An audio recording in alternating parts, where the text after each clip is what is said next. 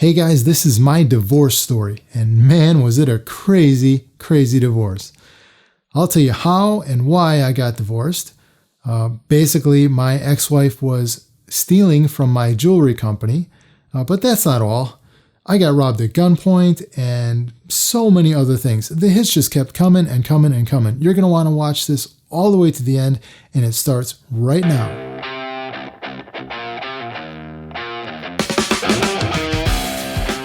I think we'll call her Carla. Her name starts with a C, and that's very close to her real name. If I said it fast, you'd think I was saying her actual name. That'll be easy for me to remember. Shortly after we had the second set of twins, she put herself into the hospital. Like, I really don't understand why, because she didn't talk to me about anything, like there being any problem. She just went to the hospital for like some back pain. Didn't really tell me she was going either, just kind of went. I guess they didn't do really anything for her. And then that was it. I didn't hear much more about it, but apparently it got more serious. She put herself in the hospital again, and this time they kept her for like 2 weeks, and they ran all kinds of tests, and they were giving her medication. After 2 weeks, they said, we have to discharge you. We can't find anything wrong, can't fix anything that we can't find, so we're going to have to let you go. We understand you're in pain. We're going to give you some really strong oral medication. So they discharged her. She complained that the medication wasn't working, the oral medication that they were giving her. It was just apparently pretty strong stuff. I don't know a lot about prescription medications. She said it wasn't working. She put herself back in the hospital, third time back in the same hospital, and they kept her again for another 2 weeks. I guess what was happening is she said that the oral medication wasn't strong enough, wasn't working, and anything stronger they couldn't give her on an outpatient basis. They had to give her an IV and monitor her and keep her there. And so they did that for 2 weeks. And then they're like, look, we got to let you go. We can't find anything wrong. You're going to have to make do with the oral medication. They upped the dosage or whatever they gave her. They said, you got to make do with this. By the way, she was bringing herself there. I'm a supportive husband. I would have brought her there. I went there to visit her a couple times, but she didn't even act like she wanted me there. I didn't really understand the whole thing. Literally, as soon as she left, got in her car, drove to another hospital, put herself in the emergency room there. Now, you would think they would have some sort of network where they can look it up. Oh, I see you just were in a hospital or something. Apparently not, because they admitted her. Same thing. They kept her for 2 weeks, had her on IV pain medications, and then said, sorry, we can't find anything wrong with you. We got to let you go. Discharge her, goes right in her car and drives to another. She did that 5 times in a row. Now it's 6 months or so after the second set of babies had been born. And she's really not around. For her, because she's in the hospital for weeks at a time each time. Things are not going well at the office because, it's not the same when you're not there. They don't work as good. They don't care if customers come or not. They don't care if they close the customers, So it was stumbling along, and I had my hands, full with the kids. So a couple more weeks go by. I had gone out somewhere. I came back and was 10:30 at night. Carla wasn't home. The babysitter was, with the kids, and I backed my truck in. Now, in my driveway, I had an RV that I bought so we could take family trips and stuff like that. And then I had another car, and then I parked my car in the middle. Anyway, so I back in, and there was kind of a blind spot where the RV was. And so I get out, and 2 guys come out of behind the RV with guns. And they said there were cops. What I'm going to do, they're cops. You know what I mean? So I'm not going to fight them or anything like that. I conceal carry, but I'm not going to pull a gun on a cop. They said they were a cop, So, okay, so I submit. So they get me down on the ground, put handcuffs on me. Who's inside? The babysitter and my kids. We go inside. They tie me and the babysitter up, in my office upstairs. And they said, be quiet. We don't want these kids waking up. We don't want to have to hurt the kids. Okay, we'll be quiet. Don't worry. Well, they wanted to be quick. They searched my pockets. They got about, $300-$400 from my pocket. They took my keys and my cell phones. They took some stuff out of my wife at the time's nightstand drawer. One drawer, they knew which drawer to go to. It was not the top nightstand drawer, but the middle nightstand drawer. I heard them saying that they were looking for her jewelry, and they said specifically that it's in a black lacquer cabinet with chrome handles, which is where she keeps it.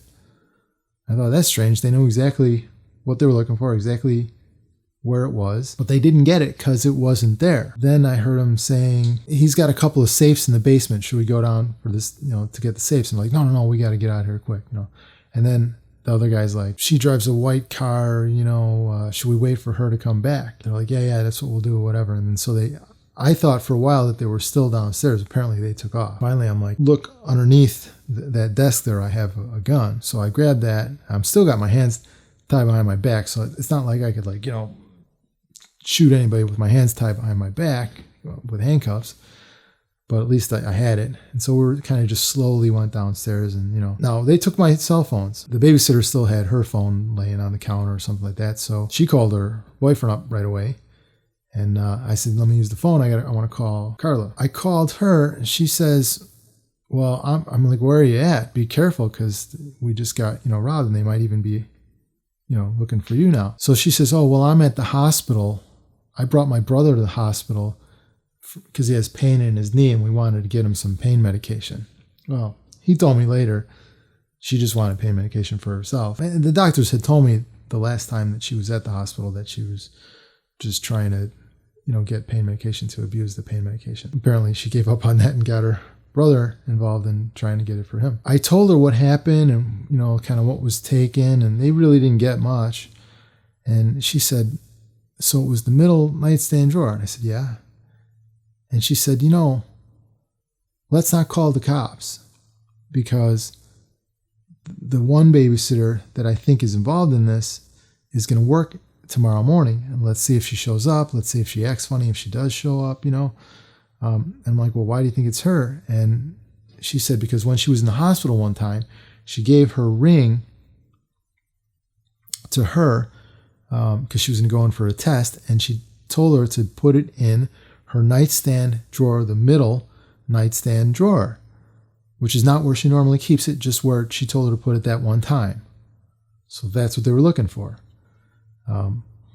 So I said, oh, okay, that makes sense. To be honest with you, we're from Chicago. The cops don't really do that. They come and they take a report and it gets filed somewhere. It doesn't really get investigated. If it does, it's not well. They almost never close a case like that or, figure out who did it or whatever. I mean, I didn't expect much from calling the cops. So it was an easy sale to, talk me into not calling the cops, to at least do that, sort of research of my own to see if maybe she was involved. So she showed up the next day and was completely surprised about it and didn't act funny at all or anything like that. I don't think she had anything to do with it. I didn't know that my wife was involved until I ID'd the guy from her Facebook page. Yeah, it was set up. She had an alibi at the hospital with her brother, and and set it up. And she didn't want her own personal jewelry getting taken. So what she did was the night before, or the day that they were coming, she took her jewelry box and put it up and hid it up on top of a closet in a closet shelf. And it was up there. And so they didn't find it or get to it. Now, I didn't know that she was involved at the time. And they took my keys. So I changed the locks at my house, at the office. I have another house that used to be my mom's house where I grew up. That wasn't too far away. And I changed the locks there too. I keyed them all the same because it just was going to be easier. And I gave her a key because, she's my wife. Why wouldn't she have a key to the house, right? So I gave her a key. So I'll tell you what, later, that ended up being a mistake. A week later, now it's Friday again. She goes out at 6 o'clock. I said, where is she? She said she went to get milk and diapers. She never came back. I'm calling her and, she's not answering. And I didn't know, what was going on. The first thing that went through my head was maybe these guys are after her because it was her jewelry that they wanted. And since they didn't get her here, maybe they just tracked her down and found her, outside. Maybe they got her in the parking lot of the Target or wherever she went. So I started getting really nervous. I'm calling the police and saying, hey, have you heard anything? No. Maybe she, just started putting herself in the hospital again. Maybe she's finding another hospital that will take her that, she didn't try yet already. All the hospitals are telling me, no, there's nobody here by that name. Finally, it's like midnight, and I'm on my 12th hospital trying to call. And they say, we can neither confirm nor deny that she's here. Like, well, everybody else just told me she wasn't there. And I'm like, look, I mean, you can talk to me. I'm her husband. I'm the next of kin. I'm the husband, whatever. I mean, I'm the person you should be talking to. They're like, no, can't say anything. All right, fine, whatever. Well, then I got a call at 4 a.m, and it was the nurse that's taking care of her. And she said, hi, I'm calling from this hospital and from the psych ward. Your wife admitted herself. I didn't want you to worry. She's here. She's safe. But I have, strict instructions not to talk to you about her case. I'm like, well, that's weird. I'm her husband. Like, why wouldn't she talk to me? She didn't even tell me she was going. If there was anything wrong, I would have been supportive. Hey, let's get this taken care of. Whatever the problem is, whatever. I didn't know what to do, So, like I said, it was Friday night now. So now it's going on Saturday morning. I called into the office and I talked to the assistant manager when Carla's not there. And she says, well, I got to tell you something. Like, what? She's like, well, I figure you're going to find out now. So I better tell you. A while ago, Carla incorporated a different company with the same name with a 2 LLC at the end in a different state. And then with that incorporation papers, she opens up a local bank account with the same name. When somebody paid with a check, she could, go cash the check. Then she transferred all the credit card terminals to pay into her account. She had been calling me toward the end there, every other day saying, hey, we need to get money in the account. We've got bills to pay. We need to pay this company, $50,000. We need to pay this company $25,000. We need to pay $75,000 to this company. We had all these bills, from suppliers and stuff. And there's no money in the account. I'm like, well, okay, I'll transfer money so I transferred money from my personal accounts over there until all of my personal accounts were completely dried up. So we were kind of in some, trouble financially already, because of that, or I thought. If I would have just retired and sold the company, we could have just raised the kids and been happy and lived the rest of our lives together. But instead, I let her, because she wanted to, run the company.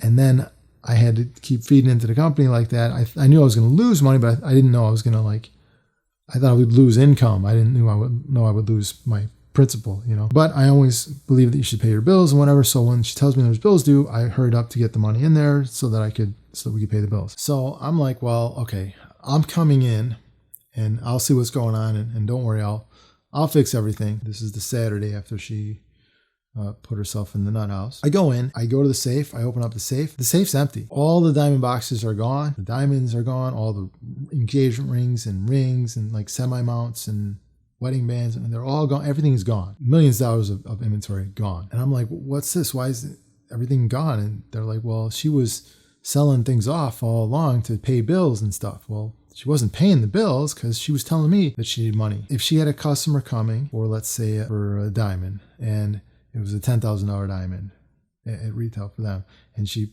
was going to pay a supplier $8,500. Well, she would get the check or the credit card or the payment, whatever, from the customer. I would pay for the diamond or for whatever it was from my accounts, but the money was paid into her account. So basically, she didn't just keep the $1,000 or $1,500 profit for the sale. She kept the whole $10,000. Meanwhile, also selling off inventory. Other jewelers in the building were saying that it was like a fire sale going on over there. She was selling everything. She was, coming in and going to different jewelers and saying, hey, you want to buy this or that or whatever. She was going to pawn shops and selling things.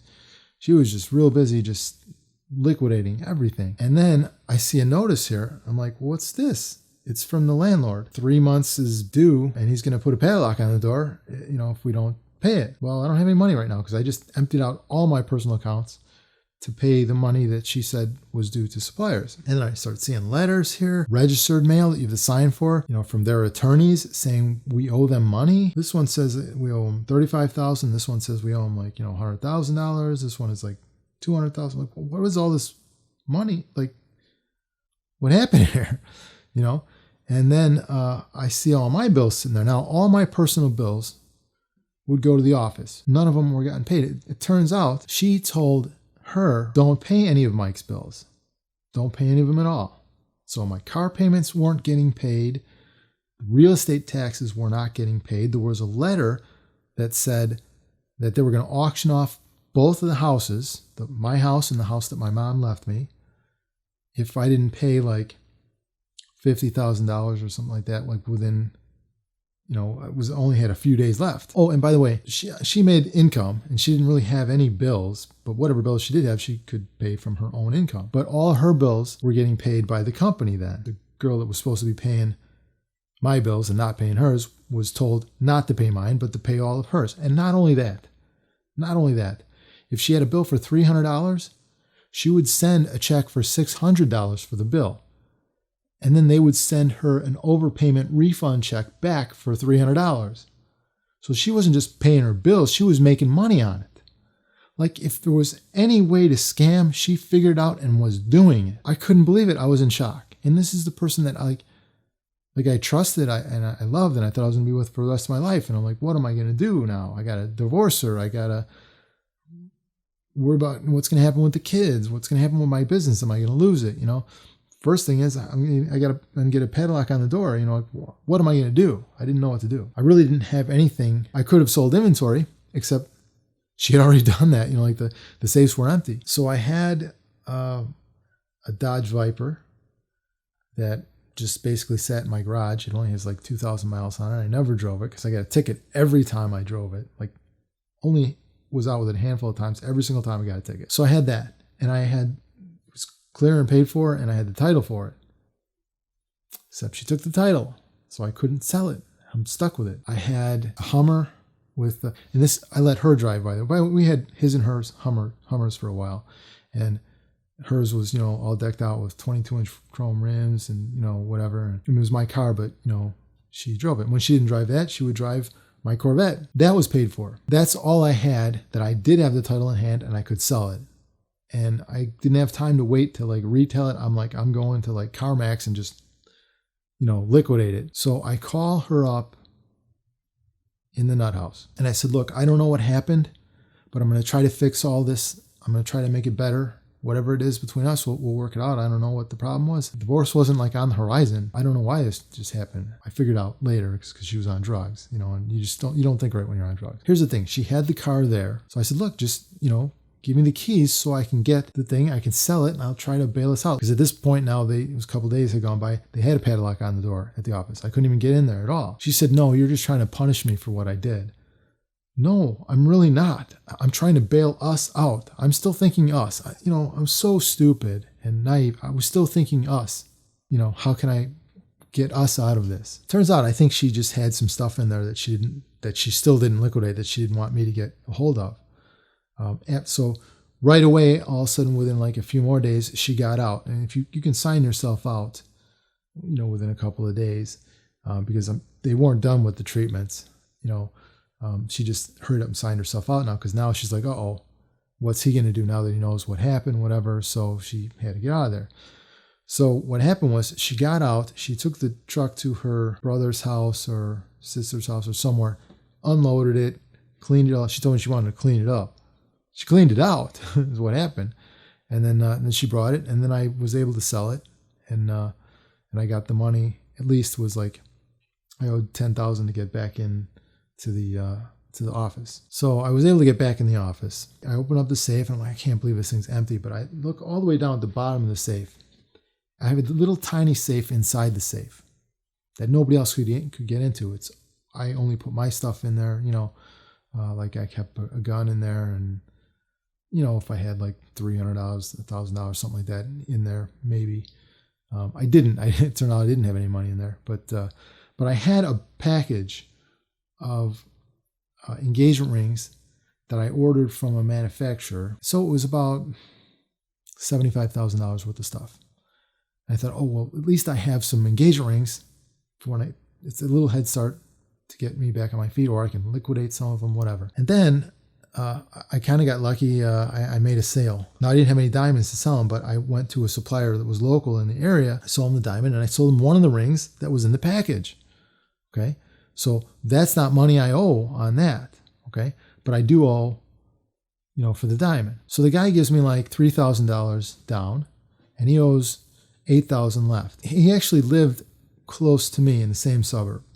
So I said, you know what? Instead of coming downtown or whatever, I can just bring it to you. I'll meet you out by us, He's like, that's great. Cause I was worried about when I could get back down here. And I'm like, well, thinking to myself, I need the money quicker and then waiting for another week, for him to come out. So I had to set it and size it and things like that. Now it's the weekend and I'm at home and I've got a briefcase. And in the briefcase, I got the $3,000 that he gave me, the diamond in the ring. And so I think I owed like maybe $7,500 on the diamond, and he owed me $8,000. So I was going to have, $500 more. So because the engagement ring part, I didn't owe any money. I was already paid for it. It was mine, whatever. So I was going to have $3,500 liquid after this. And I got $3,000 already. So I'm thinking I'm in a good shape. And I have that package with the rest of the rings in there, $75,000 worth of rings. That's in my briefcase. When she got out of the nut house and she finally gave me the truck back,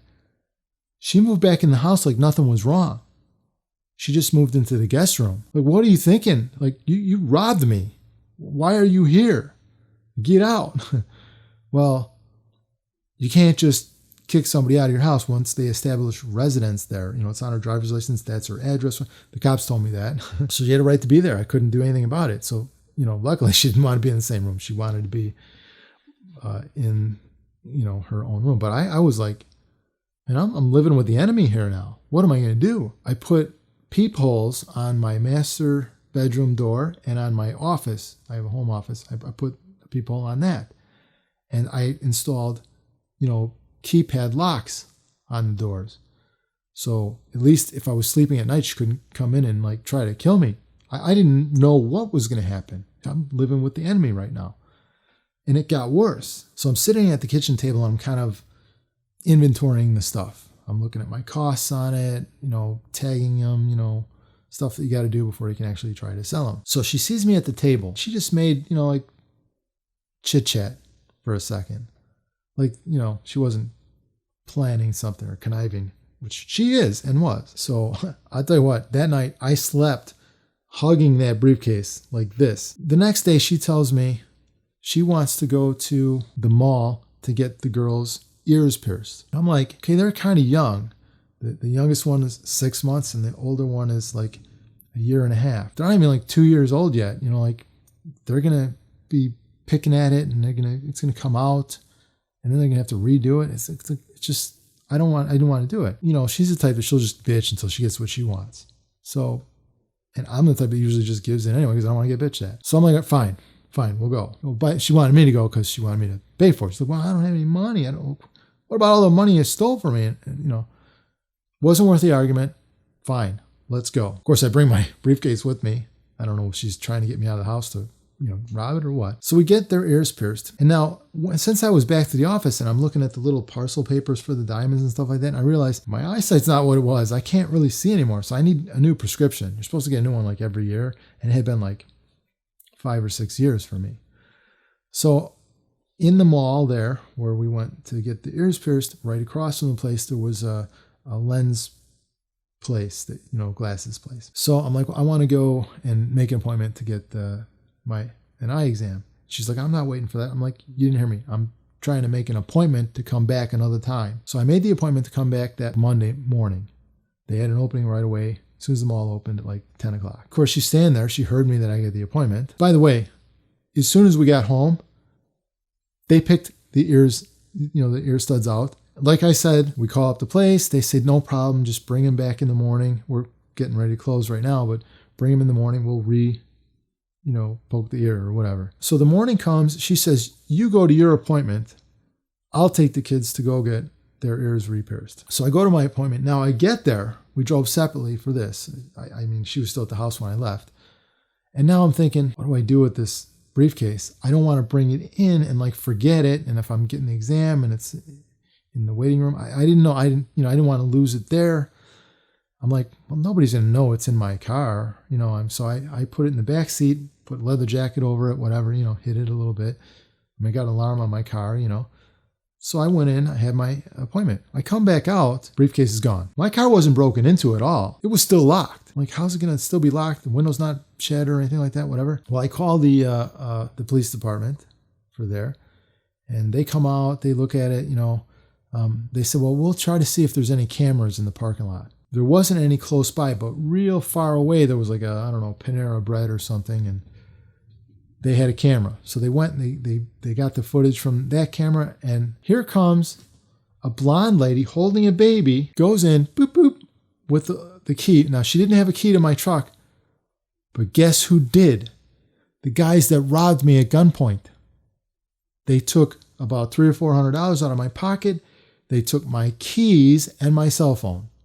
So they had my keys. That's the whole reason why I changed the locks on both houses and stuff like that. They must have given her the key. She had the boop, boop. She opens up the thing, takes it out, relocks it again, and walks away with the other kid holding the briefcase and the other one in her hand, and walks away. We see her. It's your wife. So I'm like, well, great. We got her on camera. Go get her. And by the way, they went to the place that does the piercing. Yep, she was here exactly at that time. They asked the babysitter. She says, yeah, she said she was going to the mall to get their ears re-pierced. So the evidence is there. She was at the mall at that time. They even have her on camera. Now, it was far away, and all you can see is it's a blonde woman, but she's holding a baby with another and the briefcase. I mean, they bring her in, they question her. The chief of police calls me and says, I have to tell you, your wife is a career criminal liar. She looked me right in the eye and said, that's not me on the video. We can see it's you. It's the same blonde hair. It's the same build. She had a key. We know it's you. It's not me. We can't do anything with her denying it's her because the camera footage doesn't show her exact face. Boy, was that upsetting. Here's what happened. They got the $3,000. The guy's ring, I don't have a ring to give him. That makes me look really bad. Sorry, Mr. Customer, your ring got stolen? I had to tell him that, by the way, because I didn't know what else to tell him. I had to tell him the truth. I had to get $3,000 to give him his deposit back. Now I owe the supplier $7,500 for that. That whole $75,000 worth of other rings was gone. Everything I was relying on to bail me out, gone. But that wasn't all. It didn't stop there. The hits just kept on coming. I made a comment at the house, because remember, she's back living with me now. You think you got me and, I'm going to give up or whatever, or like you won? So I'm going to sell my guitar collection. I had this guitar collection, a very, very expensive, exclusive guitar collection. A couple of guitars from one of my favorite guitarists, Joe Satriani. I had guitars from Steve Vai. These are all signed and everything. I had one of Jimmy Page's guitars. I had about 50 guitars in this collection. Very, very expensive high-end guitars, all Gibson Les Pauls and things like that. So I said, I'll sell my, one or two of my guitars in my collection. I'll be fine. She looked at me like, good luck with that. Like this smirk. I'm thinking to myself, what does she mean by that? Oh, don't even tell me. Don't even tell me. I get in my car. I drive over to my mom's house. I'm like, doesn't look broken into. But no, it doesn't have to be broken into because remember, I changed the locks on both houses, keyed them the same, and gave her a key because it was before I knew that she was in on it all. Place is ransacked. All the guitars are gone. Anything that I had of value was gone. And all my mom's jewelry was gone. Sentimental things were gone. My mom had 14 of these gold Cougarans. They're gone. What do? I call the cops. Call the cops right away. Now, the neighbor tells the cop, oh yeah, we saw her here a couple days ago. They described her brother's pickup truck. So they knew it was her again. And the cop's like, well, if it was your wife, that's not stealing. She's your wife. I'm like, yeah, but it is because my guitar collection was listed in our prenuptial agreement. You got to go through the divorce. Then you got to have the judge proclaim that it's valid, that it's going to hold up in court. And if that does, then you can go after her civilly for whatever she took that was on the prenuptial agreement. So again, got nowhere. She's like a snake that just slithers through and keeps getting away and not getting caught and nothing I can do. Even the cops, from at the office said the same thing, because she's my wife, they couldn't really do anything. It wasn't really stealing. I was kind of kicking myself because she left her purse sitting outside the bathroom one day on the chair.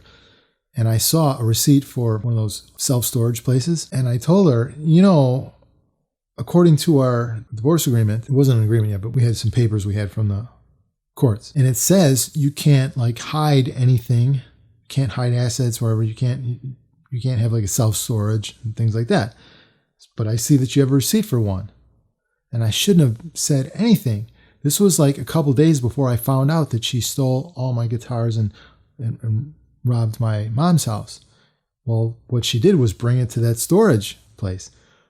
Well, after I told her that I knew about the storage place then, she went with her sister and opened up another one in her sister's name and just brought everything over there. They actually did investigate. They went to the storage thing and it was empty. But it was stupid because I tipped her off a day or two before I even knew what she was up to. So that was unfortunate and my fault. So at this point, she decides she's going to move out. She's got a boyfriend now. I don't know when that happened, but it turns out he was a security guard at the building that we worked in. Maybe it happened, before. Obviously, she met him before, but she's kind of a user type, so maybe she just needed somebody, and she's actually told me since then that that's kind of what it was, that she just kind of needed somebody. She just moved out and she was staying in a hotel. Obviously, from stuff she stole from me, she was using to pay the hotel bill, but at least she wasn't at home anymore. And, I didn't care that she was with him because it kept her off my back. Like, I certainly didn't want anything to do with her after all that she put me through. The hits, again, just kept on coming. She fought me with everything in court for custody of the kids. I was like, look, I want to be real amicable about this. I don't want this to be a long, dragged out divorce. I don't want to fight over custody of the kids. You take them half of the time. I take them half of the time. That's it. I wrote up 4 different parenting schedules that were like holy grail of custody. Like, she could do as much as she wanted, whatever. And the 5th one, was a blank sheet of paper. If that's not good, you write what you want and I'll sign it. She threw the papers back at me. Wouldn't even talk about it. Wanted to fight it in court instead. And then I had to pay for her attorney. So I ended up spending like $85,000 in attorney's fees. And I didn't have money, for all that. I was just trying to rebuild the company. I started from like, $600,000 in debt or so. So I didn't, you can start a company, you can start from scratch and build up, but try starting a company from already $600,000 in debt. And some suppliers not want to deal with you anymore because they're mad at you because you didn't pay them. By the way, I paid off all the suppliers. I could have got out of that. I could have said, hey, she took that in that company name and not my company name. But you know what? In this industry, once you get blackballed, that's it. Nobody will deal with you. And a lot of things are, done just on a handshake or even verbal over the phone. And it's all based on your reputation. So if you have a bad reputation and you don't pay your bills, whatever, you're not getting anywhere. So I didn't want to do that. I've always paid my bills and I've always been really good about it. So I had a little IRA, it's about $500,000 or so, that I was just going to leave for the kids. I was never going to touch it. And in fact, I was going to keep paying more into it. And that was going to just be for the kids. I was already out of money. But I took that and I paid off the suppliers, paid what I could. It wasn't all of it. It didn't get me completely out of debt. I still had another couple $100,000 that I still had to pay off over time. But, it got the angry, irate ones off my back. Her plan, I found out, was she wanted to take my inventory and start her own business. And she saw what happened with Wayne, and she saw that he didn't make it. My company was just too big and strong for him to compete with. But now, if she, inside job chopped me off at the knees and started out with a huge advantage of all the inventory that I had and me having no inventory and being in debt and, and all this, she thought she could overtake me and be the new number one. That was her goal. I figured all that out. Well, that didn't work out for her still. But it was very, very hard for me. It took me a long time to dig myself out of that. She's fighting me in court and it's costing, I'm hemorrhaging money to the attorneys, for that. I'm trying to rebuild, the company, and, half of the suppliers wouldn't deal with me anymore. Half of them were like, yeah, that's fine. We know you from before. We know that wasn't you. And she kind of did an underhanded thing. She took the kids, 4 kids in baby strollers, and went around to suppliers crying, saying, oh, he did all this. It was all him. He was just out golfing and left me with everything and didn't do it. I've got these kids and I'm trying to run a business and, and he was spending money left and right. And, and he's the reason why we didn't pay the bills because he was wasting it all while I was trying to make sales and keep his company together. But I'm going to open my own company, and you should believe me, and you should trust me, and you should sell to me, but don't sell to him because he's a bad risk.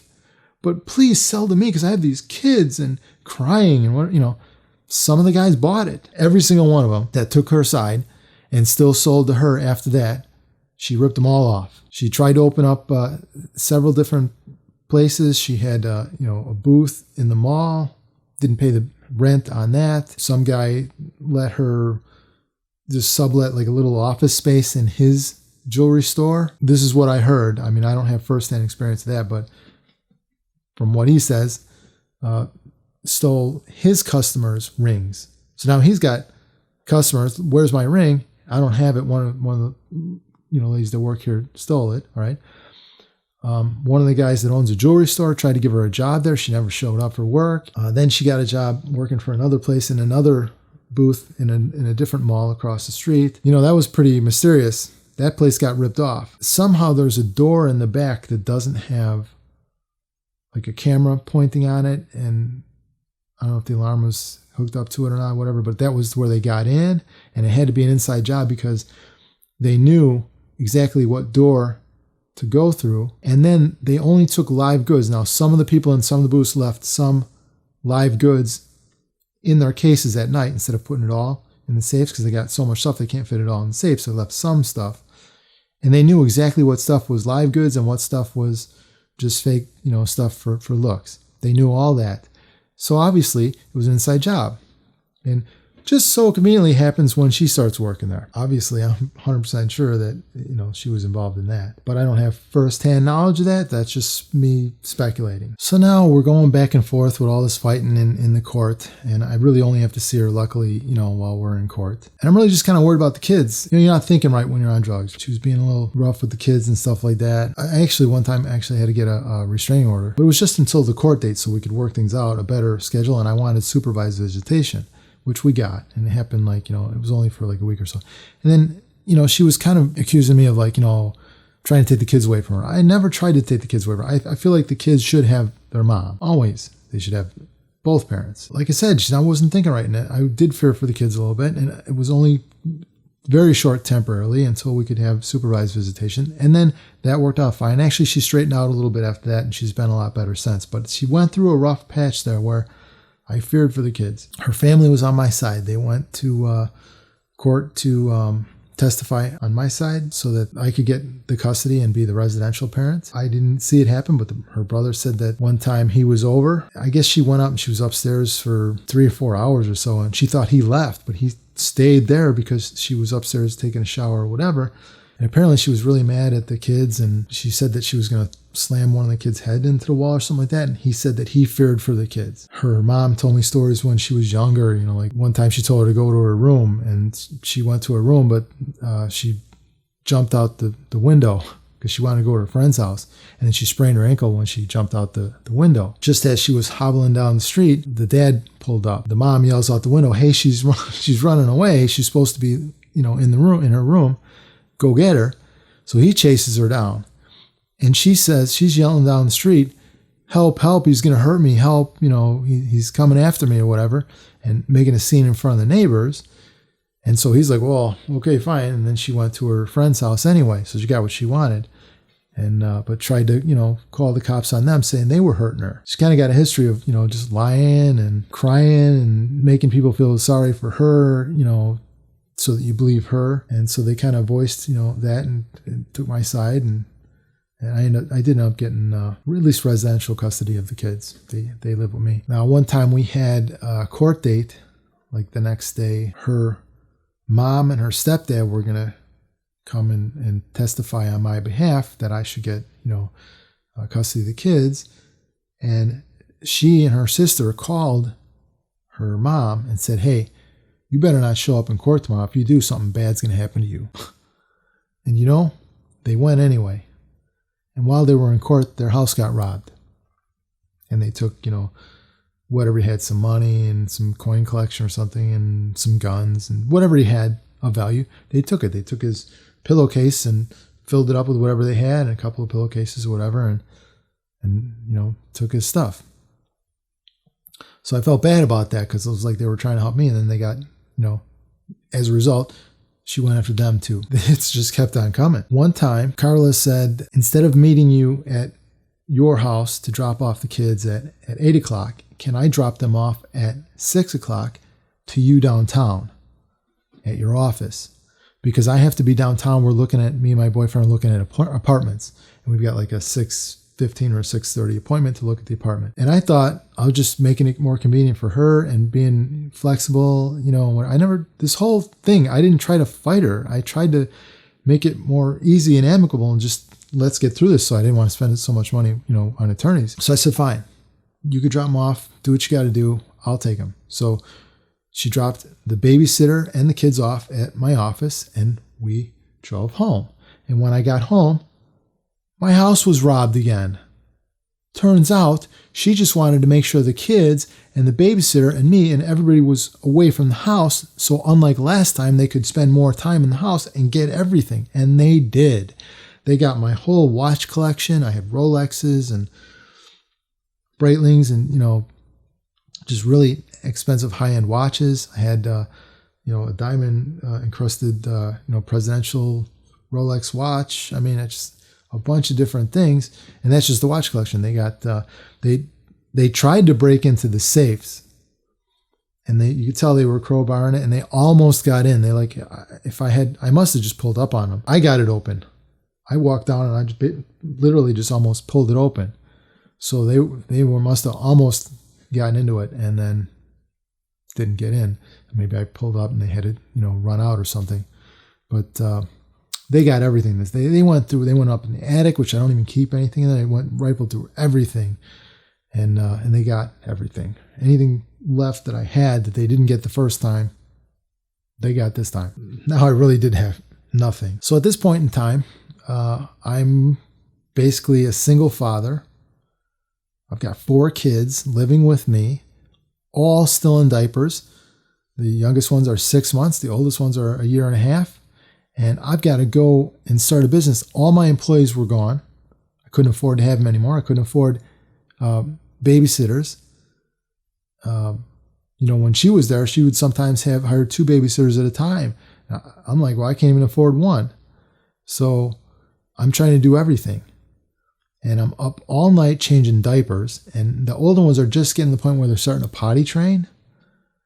And so that was even worse because they're waking me up every couple hours. Daddy, help me go potty. And I'll help them. And as soon as my head hit the pillow, the other one has to go.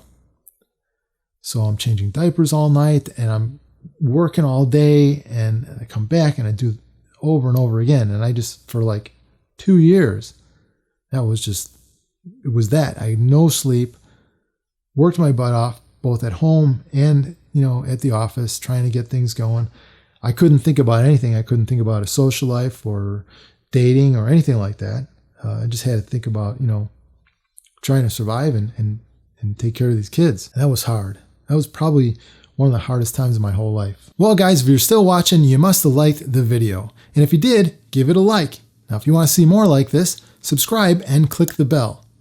If you got some extra time on your hands, why not watch another one? You can choose one from the Stories of My Life playlist, which will appear here after I disappear. Or you could watch the next one in the series, which will also appear here. See you in the next one.